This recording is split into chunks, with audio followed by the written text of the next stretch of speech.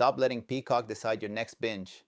Constant autoplay doesn't just eat up your data, it drains your battery and clutters your history. Today, I'll show you exactly how to disable it in 3 easy steps for 2026. This is your sleek guide to taking back control of your streaming. Did you know an unattended stream can consume significant bandwidth and power? In 2026, Peacock also autoplays ads at startup.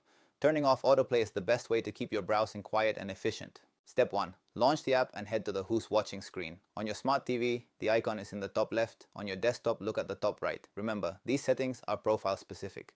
That's a key point. If you share your account, you'll need to repeat these steps for every profile to ensure a consistent, autoplay-free experience across the whole household.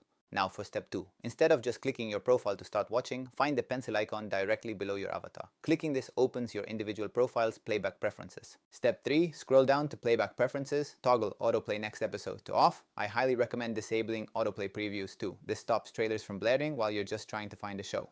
A quick pro tip, changes made on mobile can sometimes lag. For the most reliable sync across all your devices, I recommend making these changes through a desktop web browser.